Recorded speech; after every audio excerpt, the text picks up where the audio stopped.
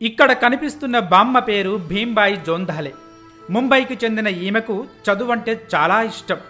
కానీ 6వ తరగతిలో ఉన్నప్పుడే పెళ్లబడంతో చదువు పక్కన పెట్టేసింది. భర్త తాగుబోతూ సంపాదించడం పక్కన పెట్టి ఉన్నదంతా అమ్మేసి తాగడానికే ఖర్చు పెట్టేవాడు. ఇక కుటుంబాన్ని పోషించడానికి భీంబాయి పొలం పనులకు వెళ్లేది. ఖాళీ దొరికితే ఏదో ఒక పుస్తకం చదువుతూ ఉండేది.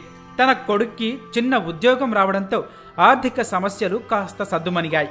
దాంతో పొలం పనులు మానేసి తన కూతురుతో కలిసి చిన్న టీ స్టాల్ పెట్టుకుంది.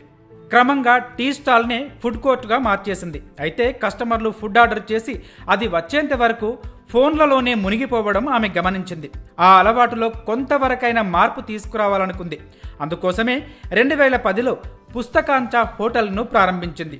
ఈ హోటల్లో రుచికరమైన వంటకాలే కాదు, ఆసక్తికరమైన పుస్తకాలు కూడా ఉంటాయి. ప్రతి టేబుల్పై మెనూతో పాటు కథల పుస్తకాలు, నవలలు, కవితల పుస్తకాలు ఉంటాయి. 25 పుస్తకాలతో ప్రారంభమైన ఈ హోటల్లో ఇప్పుడు 5,000కు పైగా పుస్తకాలున్నాయి.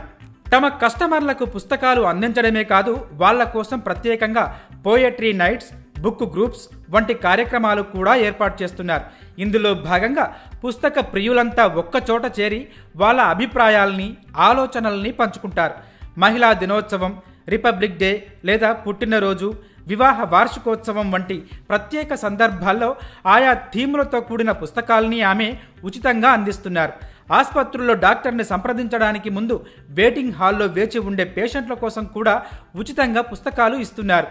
ఏదేమైనా హోటల్కి వచ్చే కస్టమర్లు పుస్తకాలు చదువుతూ సేదతీరడం చూస్తుంటే తన కష్టమంతా మర్చిపోయి సంతోషంగా అనిపిస్తుందంటున్నారు ఈ 74 ఏళ్ల బామ్మ.